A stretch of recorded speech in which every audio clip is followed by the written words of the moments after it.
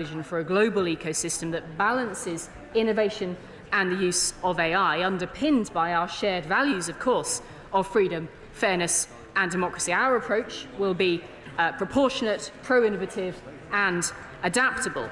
Meanwhile, of course, the integrated review refresh recognises the challenges that are posed by China.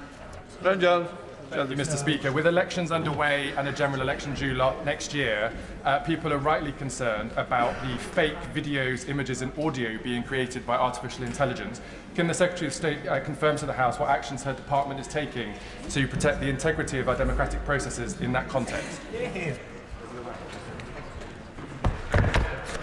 Mr. Speaker, I welcome the honourable gentleman's involvement here, and may I say I look forward to debating these issues with him and others across the House. I can understand his concerns and the anxiety that sits behind his question. Now, of course, we have a fully developed regime of electoral law that already accounts for election offences such as false statements by candidates. But we are setting out, in addition to that existing regulation, an approach on AI that will look to regulators in different sectors to be able to apply the correct guidance, whilst we also add a central coordinating function that will be able to seek out risks and deal with them flexibly, appropriately and proportionately.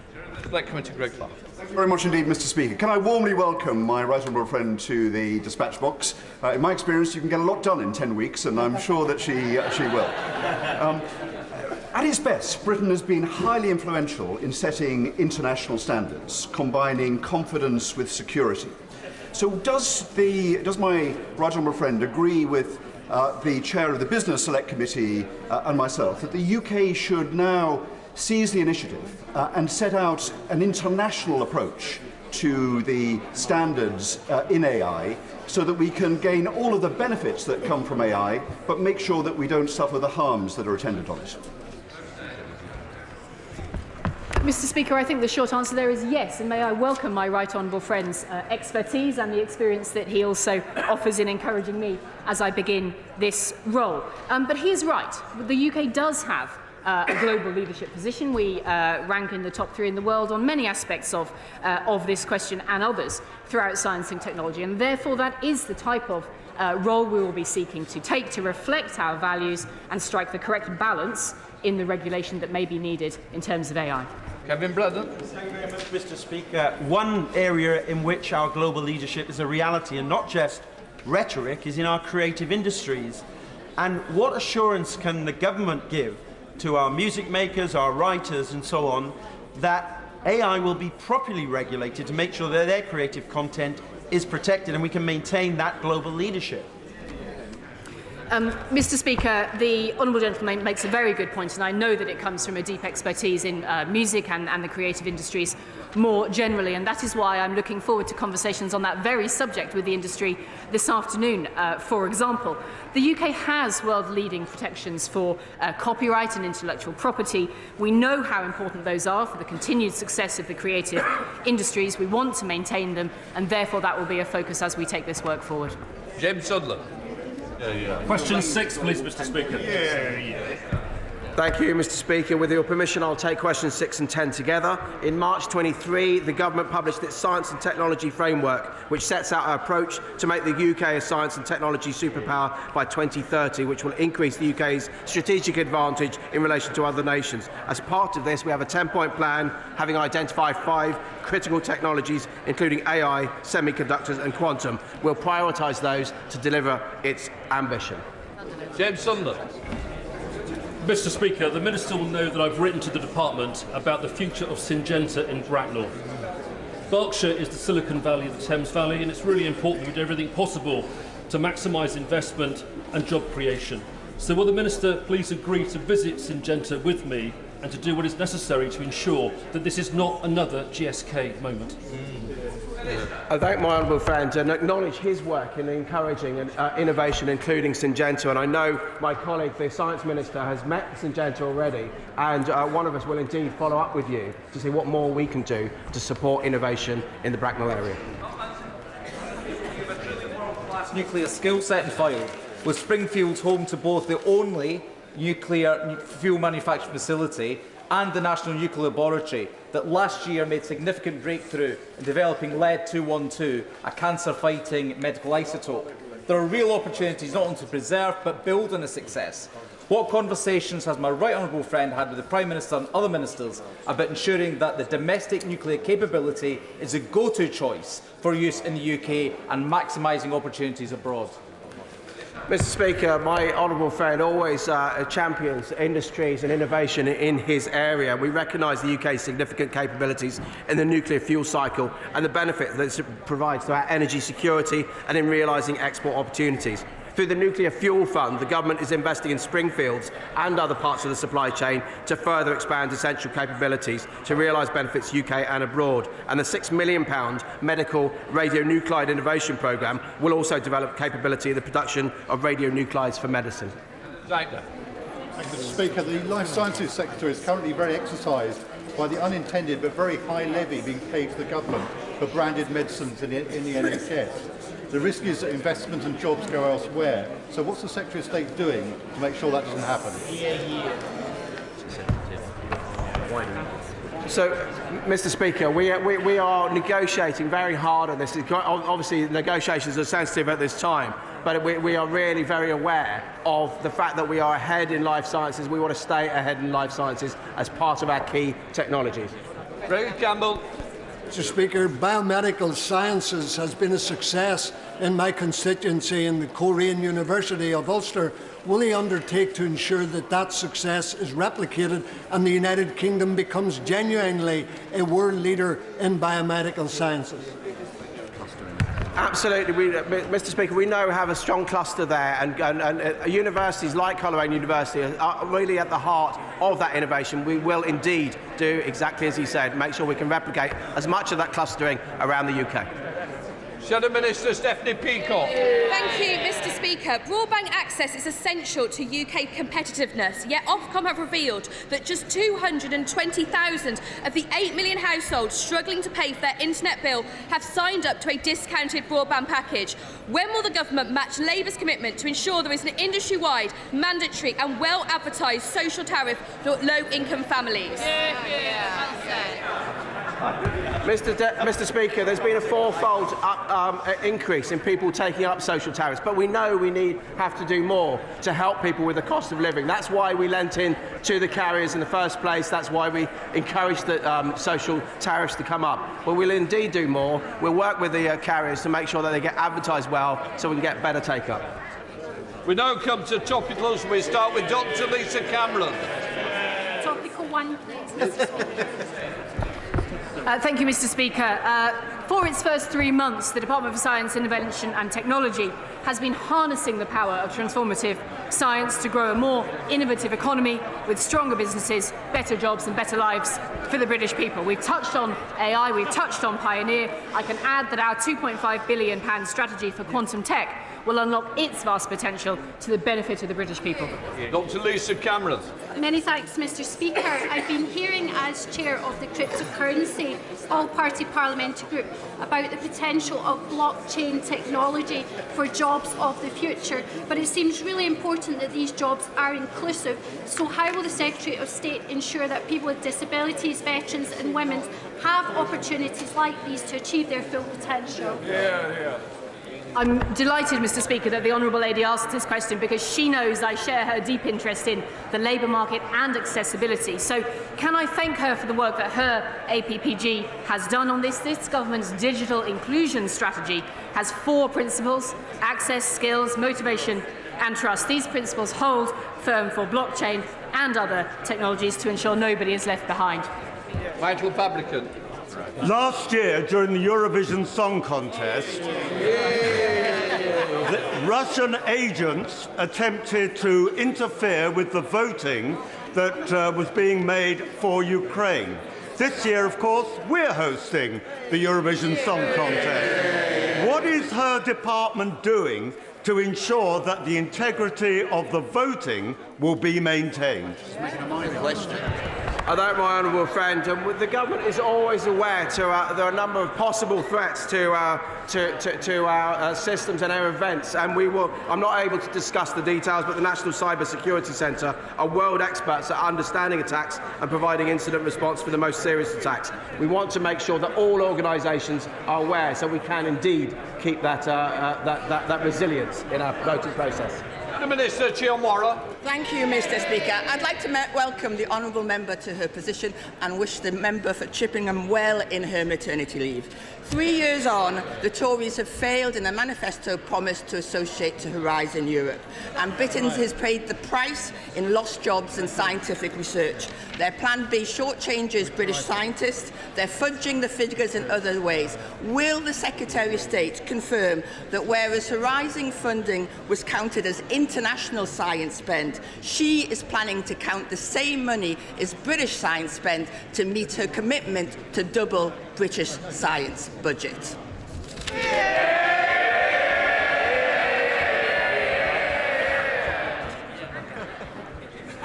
Mr. Speaker, I think I'd better keep this brief.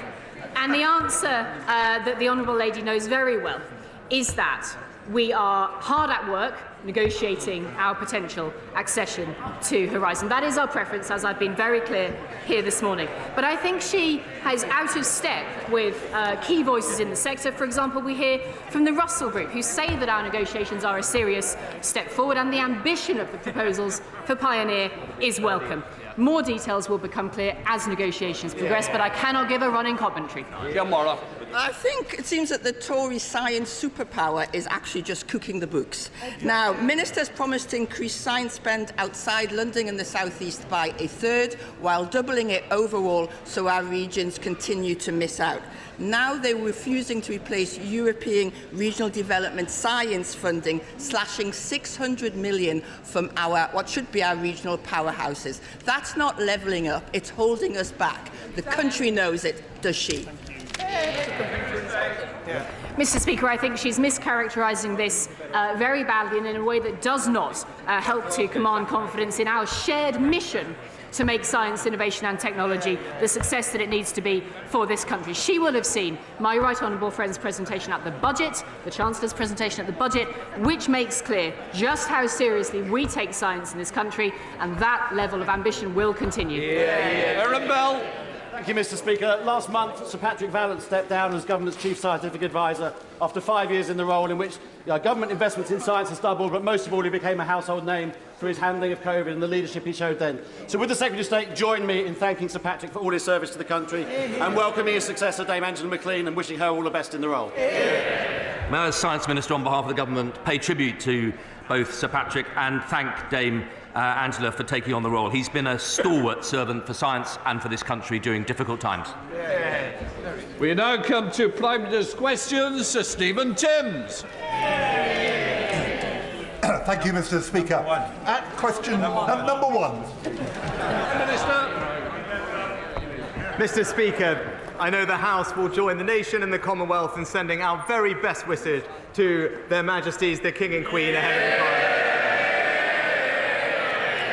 This will be a moment of extraordinary national pride, a demonstration of our country's character, and an opportunity to look to the future in the spirit of service, unity and hope.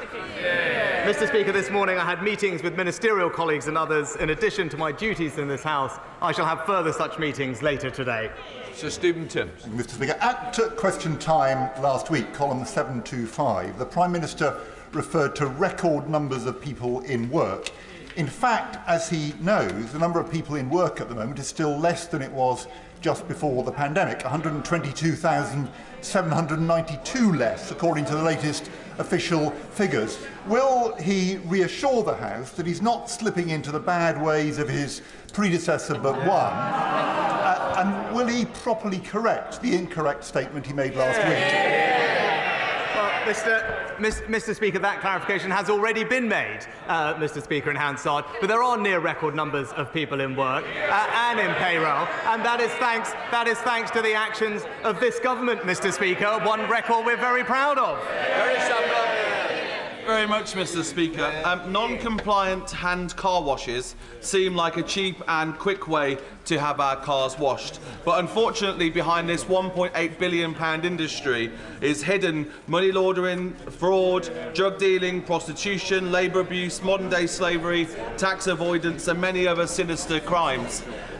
This is an estimated £500 million lost in tax revenue, a pull factor for illegal migration, and the pollutants often used are damaging to the environment. Does the Prime Minister agree with me that it's time that we now step away from the voluntary scheme and have a mandatory scheme to protect people? Well, Mr. Speaker, we expect all businesses to follow the law, including providing fair pay and working conditions for their employees. We're tackling exploitation in the labour market, especially by increasing funding for enforcement bodies to over £35 million a year, and we will continue to keep the position of hand car washes under close review. We now come to the Leader of the Opposition, Keir Starmer. Thank you, Mr. Speaker. Can I join the Prime Minister in his comments about the coronation? Across the House, we're all looking forward to the celebrations this weekend. Mr. Speaker, does the Prime Minister know how many mortgage payers are paying higher rates since the Tory party crashed the economy last autumn? Well, Mr. Speaker, our record on home ownership is crystal clear. Because of our tax cuts, 90% of first-time buyers now don't pay any stamp duty at all, Mr. Speaker. And last year we saw the largest number of people buying their first home in 20 years, Mr. Speaker. That's a Conservative government delivering on people's aspirations to own their own home. Mr. Speaker, the question was how many people are paying more on their mortgages each month. And the answer that the Prime Minister avoided giving is 850,000. Nearly 1 million people paying more on their mortgage each month because his party used their money as a casino chip. That's why George Osborne called them economic vandals who created a self-inflicted financial crisis. Not for the Prime Minister and his non-dom thing, not for the super wealthy they gave tax cuts to, but for mortgage holders all across the country. So, does the Prime Minister know how many more people will be joining them on higher mortgage rates by the end of this year? Mr. Speaker, thanks to the actions we're taking, in fact, the Bank of England is showing that public expectations of inflation have now eased to a 15-month low, Mr. Speaker. Consumer confidence is at the highest level that it's been at since Russia invaded Ukraine, and because of our stewardship of the public finances, we can see a clear way to reduce debt and bring interest rates down. But, Mr. Speaker, he keeps in this habit of quoting the former Labour shadow chancellors. We know that our plans will deliver lower inflation and lower interest rates, but we know that his plans just mean more debt, Mr. Speaker, and I quote, year after year after year. Those aren't my words, that's the assessment of the former Labour Shadow Chancellor. Mr. Speaker, the question was how many more people this year are going to be paying more on their mortgages? And the answer that he avoided giving again, he knows these answers. He's got the stats there in front of him. 930,000 people. So by the end of this year, I know they don't want to talk about it, that's why he won't answer the questions. By the end of this year, nearly 2 million homeowners, counting the cost of the Tories' economic vandalism with every mortgage payment they make. And it's not just those who already own their home that are counting the cost of Tory recklessness. The average deposit for a first-time buyer is going up to £9,000. Does he even know how long it would take an average saver to put that sort of money aside? Mr. Speaker, that's why we've introduced a 95% mortgage guarantee scheme, Mr. Speaker. It's why we're helping people in social housing own their own home through our first homes and our shared home ownership schemes. But, Mr. Speaker, I said these things are working because I said last year we had a record number of first-time buyers, the highest number in 20 years. It was, Mr. Speaker, twice the number of first-time buyers than Labour ever managed, Mr. Speaker. So whilst Labour failed homeowners, the Conservatives are delivering for them.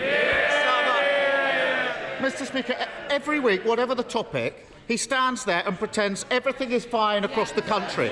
And every week he does so, he reinforces just how out of touch he is. £9,000, ha ha ha, £9,000 would take 4 years.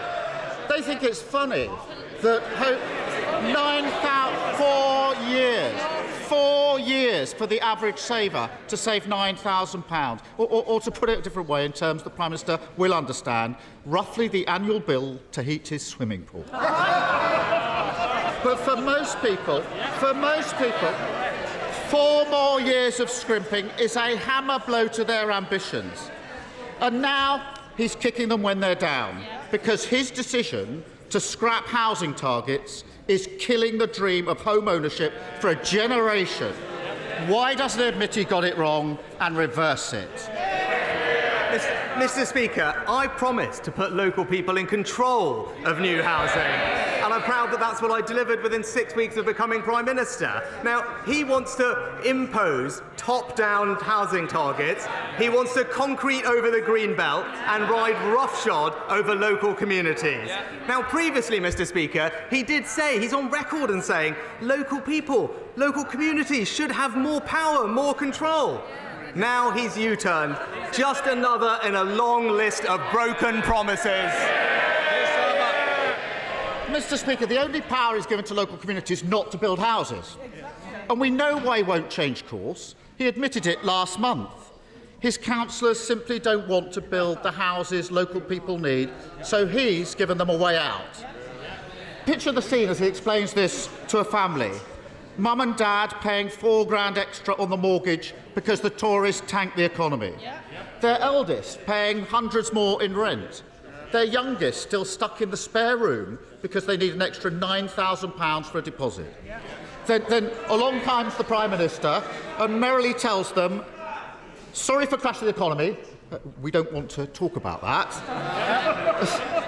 Sorry I can't help you with the house building, but my councillors don't like it.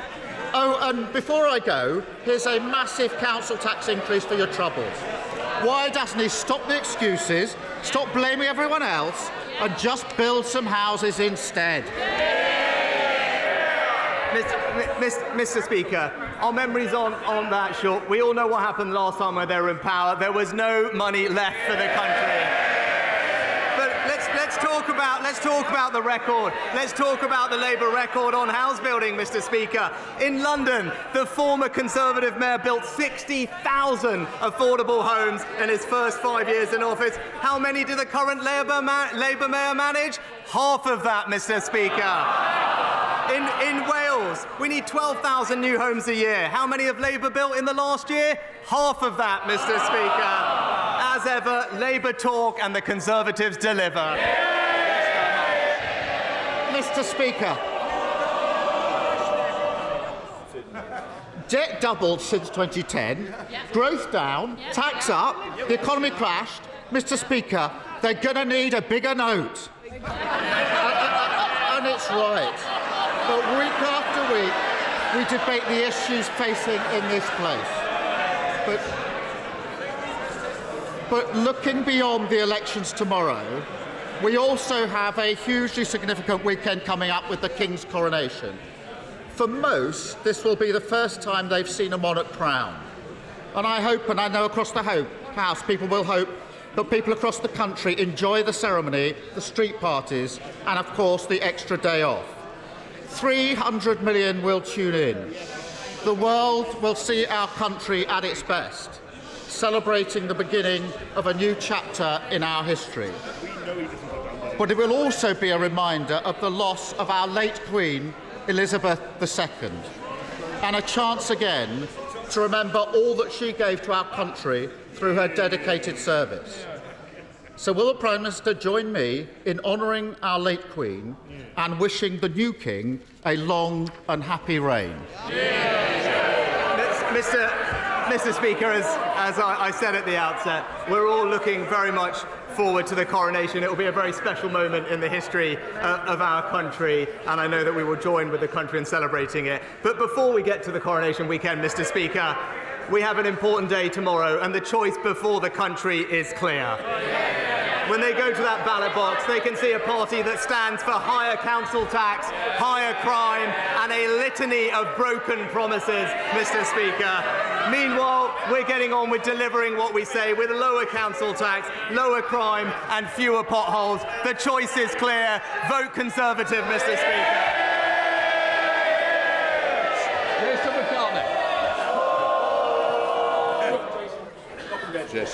Thank you, Mr. Speaker. Labour run Kirklees Council, Mr. Speaker, as you know, have reneged on a deal to house the National Rugby League Museum at the George Hotel. They've also declared a climate emergency, but they have one of the worst recycling rates in the country. They're building on green fields and now on green belt. They're demolishing Home Firth indoor market. We're blighted by litter and fly tipping, and now they're proposing to chop down mature trees in urban areas. Does Mr. agree with me? No, you'll sit down a moment. I presume you're going to ask a question. You've made a great statement. Quick question. Does the Prime Minister agree with me that local people can have their say on Kirklees' appalling record by voting Conservative this week? Mr. Speaker, my honourable friend is absolutely right. It's typical Labour saying one thing and doing the other, Mr. Speaker. It's only the Conservatives that are going to protect the Green Belt. It's a Labour Party that are going to concrete over it, and that's why in Kirklees and elsewhere, tomorrow, vote Conservative, Mr. Speaker. We now come to the Leader of the SNP, Stephen Flynn. Mr. Speaker, in 2010, David Cameron convinced Nick Clegg to drop his pledge on university tuition fees. Does the Prime Minister intend to take the credit for convincing the leader of the Labour Party to do likewise?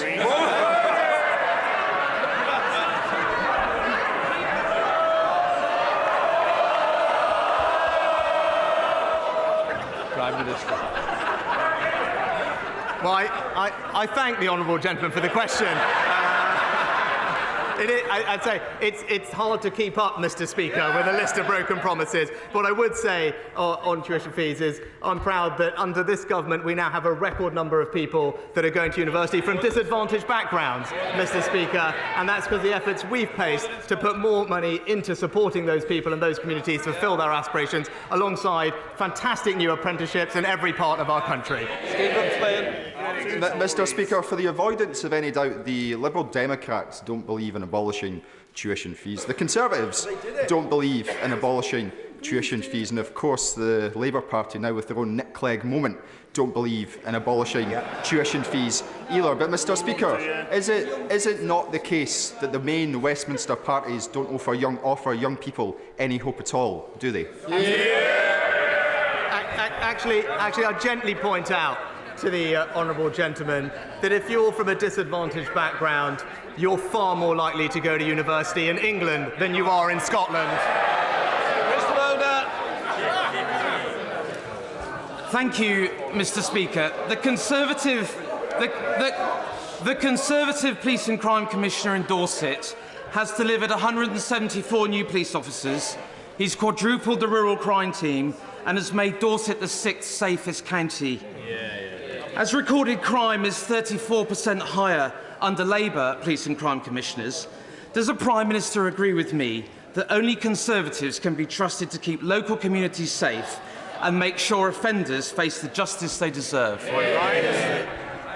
Well, Mr. Speaker, my honourable friend is right. It's a simple statement of fact. Crime is lower in areas which have Conservative police and crime commissioners, and I am delighted that Dorset has been selected as one of the areas to pilot our new immediate justice scheme, which will deliver swift and visible punishment so victims of antisocial behaviour know that it will be treated seriously and with all urgency. Caroline Lucas. Thank you very much, Mr. Speaker. His government's vile and immoral refugee ban bill and the toxic language coming from the Home Office isn't even dog whistle politics. It is a giant, hard-right foghorn blasting out a poisonous them and us narrative, and it plumbed new depths last week when the Home Office Minister claimed that people trying to come to the UK, and I quote, tend to have completely different values to those in the UK. Can he explain what he thinks are so different about the values held by the people of war-torn Sudan? And can he tell us what values are stopping him from creating a Sudanese family visa scheme like he did for the people of Ukraine? Well, Mr. Speaker, this country has a proud history of welcoming almost 500,000 refugees over the past several years, and we will always continue to do so. But our ability to do that is absolutely hampered when we have tens of thousands of people illegally crossing the Channel every year. And it's precisely because we want to help the most vulnerable people, whether they be in Syria and Afghanistan, Sudan and elsewhere. We must get a grip of this problem, break the cycle of the criminal gangs and target our resources and compassion on those who most need it. Thank you, Mr. Speaker. Thanks to this Conservative government and £1.8 million from the Brownfield Land Release Fund, the Conservative-led Solihull Council is getting on with regenerating Kingshurst Village Centre, creating space for new businesses and new homes. But when it comes to economic regeneration, none of the opposition parties have a viable plan, not the Greens, not the Lib Dems and not the Labour Party. And the Labour candidate has gone so far as to scare local people into thinking that the development won't go ahead, despite spades in the ground. So does the Prime Minister agree with me, while the opposition talk down opportunity and the creation of jobs, when it comes to investing in our communities, it's only the Conservative-led Solihull Council that can do it? Mr. Speaker, I agree with my honourable friend, and I'm so glad to see the local Conservatives delivering for the people of Solihull, with dozens of new family homes, new flexible commercial space, and a new integrated health, social care and community hub. As he said, it's clear for his local area, only the Conservatives can deliver. Alan Brown. Mr. Speaker, imagine seeing the car in front of you swerving erratically or suddenly braking for no reason, risking your car slamming into the back of that, endangering those daft enough not to wear seat belts. Now, this is not the actions of a drunk or reckless driver, but my constituents' experience using Tesla in autopilot mode. Software still in beta phase, but deemed suitable for cars on our public roads. Will the Prime Minister meet with me to discuss the issues with Tesla's autopilot and instigate an urgent critical safety review in terms of its suitability for operation and the licensing of it? Mr. Speaker, I'm sorry to hear about what happened to the honourable member's constituent. I'll ensure that he gets a meeting with the Transport Secretary to discuss the safe regulation of autonomous and self-driving vehicles. Cal McCartney. Mr. Speaker, Labour-run City of Lincoln Council has destroyed the 40-year reputation of our city's Christmas market and the Christmas cheer that Lincoln benefits from annually. The dereliction of their role, choosing to take the easiest option behind closed doors in secret, in cancelling the market, shows Labour's neglect and disregard for small local businesses, charities and entrepreneurs and voters. Labour councillors in Lincoln should be ashamed of their actions and have rightfully been likened to the Grinch. Order. Mr. Brennan, I don't need you shouting from the back row. I've always offered a cup of tea to this side, but it's equally opportunity for you to take one. Come on, Carmen. I thank the member from the opposite side for the extra minutes he's given me, Mr. Speaker. Tomorrow the people of Lincoln will have the chance to remove... I will not count on that. Tomorrow the people of Lincoln will have the chance to remove from office the anti-business, socialist Scrooges and elect local Conservatives. Does my right honourable friend the Prime Minister agree with me that for better run local services, business-friendly and support... Order. I think in fairness to Prime Minister, I think the text went out. I think he's got the answer. Come on, Prime Minister.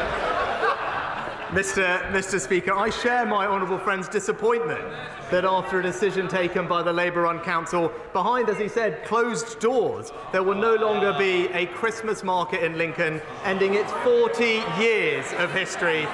Lincoln deserves better, and I urge the people of the city to vote Conservative. Thank you, Mr. Speaker. Ahead of tomorrow's local elections, I've been campaigning in Medway and Swindon. The word on the doorstep is that people are ready for a change and will be switching their votes from the Conservatives to Labour.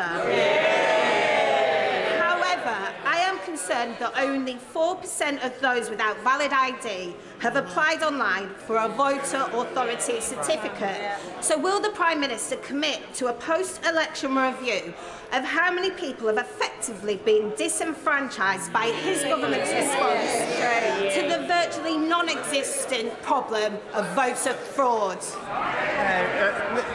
Mr. Speaker, 98% of people already possess a suitable form of voter ID, and the government made available free alternative ID for those that do not have it. The pilots have demonstrated it hasn't significantly impacted turnout, and indeed this was a policy that was introduced by the Labour Party in Northern Ireland all those years ago. It's common in European countries, it's common in Canada, and it's absolutely right that we introduce it here too. Dr. Mahindra. Thank you, Mr. Speaker. Since getting elected in 2019, I've been inundated with correspondence from my constituents in South West Hertfordshire, rightly complaining about huge speculative developments on our beautiful Greenbelt land. Lib Dem-controlled Three Rivers District Council continue to dither and delay their local plan. Does he agree with me that the choice tomorrow is simple? Vote Conservative to protect our Greenbelt, or vote Lib Dem for massive developments on sport land? Well, Mr. Speaker, my honourable friend raises an important point, and it's always the same with Liberal Democrats, saying one thing and doing the other. We've all seen it, Mr. Speaker. It's the Conservatives that are party of local decisions taken by local people, and it's only the Conservatives that will protect the Greenbelt. Bernie Kelly-Foy. Thank you, Mr. Speaker. Unable to secure an NHS dental appointment, my constituent Ray was forced to go private. It was then discovered that he had a large aggressive tumour in his face and jaw, which required 16 hours of gruelling surgery to remove it. If he hadn't been able to afford it, Ray might not be with us now.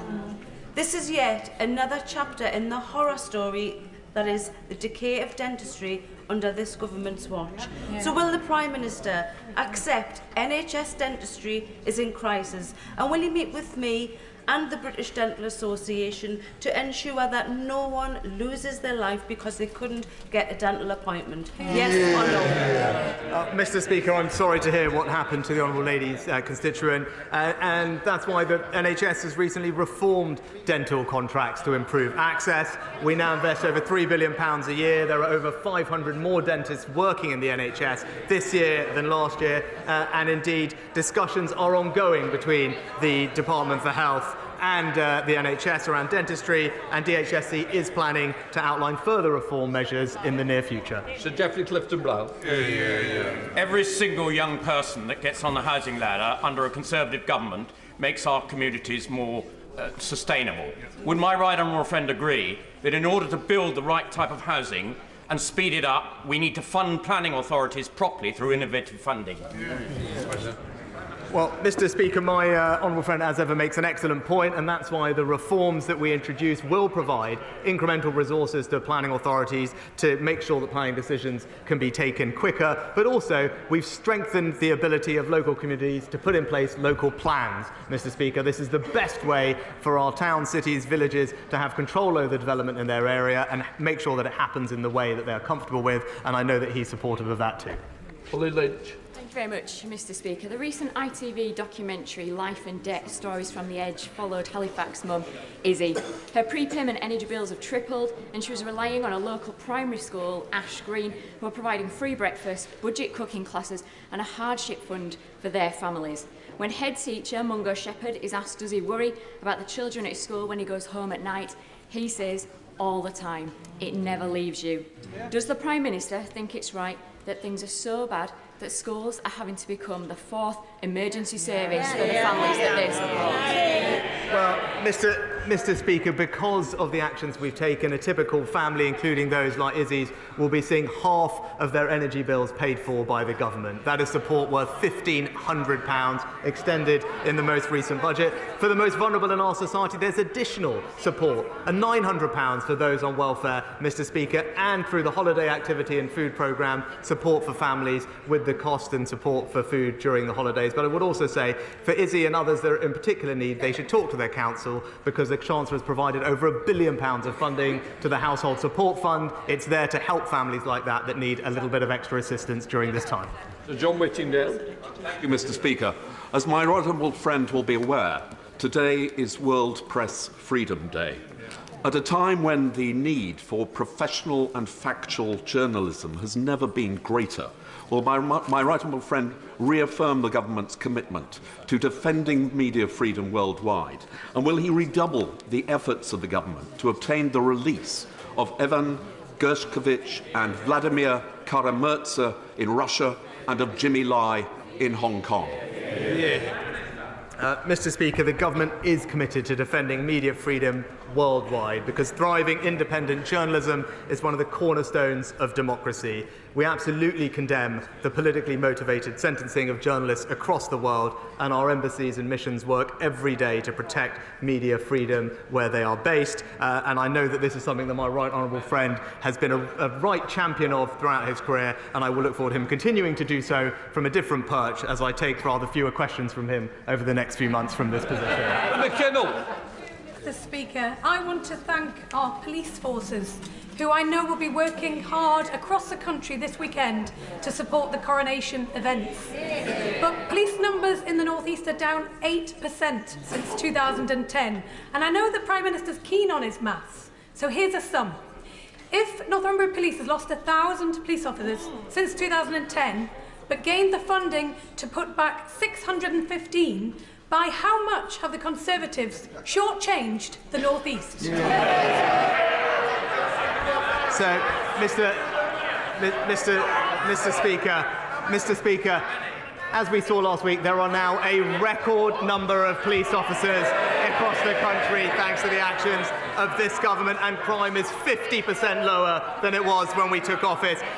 She talks about investing. She talks about investing in the North East. You know, when we invested Levelling Up Fund in her constituency, £20 million. She said it was transformational, Mr. Speaker. She said it would play an important role in rejuvenating her local area. That's this Conservative government delivering not just for the North East, but for her constituents too. Mr. Speaker, I was pleased to welcome the Secretary of State for Transport to Newsham recently. This was to see the progress on the Northumberland line. Would my right honourable friend agree with me that this Conservative government, and Conservative government only, is committed to development of this line, keeping Levelling Up on track? Well, Mr. Speaker, my honourable friend has been a fantastic champion for the restoration of this line. Indeed, it was one of the first deliveries from the Restoring Your Railways Fund, and it will be fantastic for his local communities because that connectivity will provide jobs, opportunity and employment, particularly for young people in his local area. And after years, if not decades of neglect, it's this Conservative government that is delivering for the people in his local area. Rebecca Long-Bailey. Thank you, Mr. Speaker. Over 3.6 million women born in the 1950s had their pension age increased without their knowledge. And many, like my constituent, unknowingly gave up work at 60, only to realise they had no income, they couldn't pay their bills, and some have even lost their homes. So my constituent asks the Prime Minister today, will he commit to the fair and fast payment of any compensation that is recommended by the Parliamentary and Health Service Ombudsman to 1950s women for the injustice they have suffered due to maladministration by the Department for Work and Pensions? Mr. Speaker, this issue has been long discussed in this place, and obviously the honourable lady knows there's an ongoing process which I can't comment on, but rest assured, of course, we will respond appropriately to any recommendations that come our way. Thank you very much, Mr. Speaker. As Asbestos Awareness Month comes to a close, I would like to draw the attention of the Prime Minister to the dangers of asbestos in workplace buildings. Please would he back the Don't Let the Dust Settle campaign from the Mesothelioma UK charity in my constituency by setting up a register of all workplaces in the country that contain asbestos and determine a timetable of eradication of this terrible substance. Well, Mr. Speaker, can I thank my honourable friend for raising this important issue. The law does require duty holders to assess whether asbestos is present, what condition it is in, and whether it gives rise to a risk of exposure. And they must draw up a plan to manage this risk, which must include removal if it can't be safely managed where it is located. But I commend her for her continued campaigning on this important issue. Madeira Wilson. Thank you very much, Mr. Speaker. Nick swims regularly in the Thames at Shepperton. But after a recent dip, he found himself hospitalised with cellulitis for 13 days. His doctors think this was caused by polluted water. Mr. Speaker, what caused that polluted water? Well, because Thames Water dumped filthy sewage just days earlier nearby. So can the Prime Minister tell Nick and everybody else, why does he think it's okay for water companies to keep polluting our rivers for another 25 years? Mr. Speaker, it was just last week that it was clear there's only one party that's going to protect the environment, and it's the Conservative Party, Mr. Speaker. That's why we've given the Environment Agency more powers of enforcement. That's why we're moving to unlimited fines. And that's why we've got a clear plan to increase investment and increase monitoring of sewage overflows. It was a rank cynicism and hypocrisy of the party opposite that they could not even show up to support those plans, Mr. Speaker. Anne-Marie Morris. Thank you, Mr. Speaker. Newton Abbot constituents face hosepipe bans after torrential spring storms, and are asking me why water catchment plans have not prevented this. Reservoirs, desalination plants and other natural catchment structures require siting where geography and geology allows. Is there a national strategy and implementation plan to increase water catchment and enable cross-water company water transfer to match regional demand to supply? Yes. Well, Mr. Speaker, water companies publish water resources management plans which show how they will continue to provide a secure supply of water for customers, and I understand that they have been consulting on their latest drafts of these plans. And in my honourable friend's particular area of Devon and Cornwall, where temporary use bans are in place, DEFRA and the water regulators are closely working with South West Water to ensure that the company is taking all appropriate precautionary action to ensure that water supplies remain resilient this year. That's all for now on Prime Minister's questions.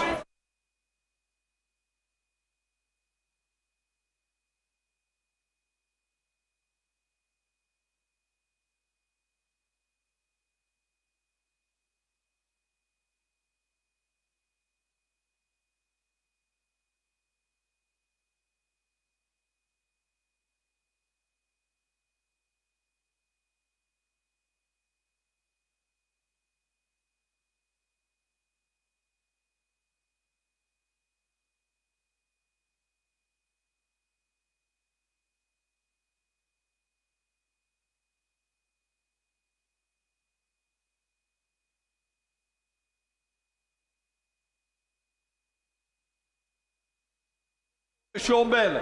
Thank you, Mr. Speaker. Mr. Speaker, I get what time of year it is. I know we all know the game, but the importance of sticking to the courtesies of this place outside of this chamber are important. The Honourable Member for Birmingham Edgbaston has now appeared in my patch twice over the last 2 days without giving me any notice.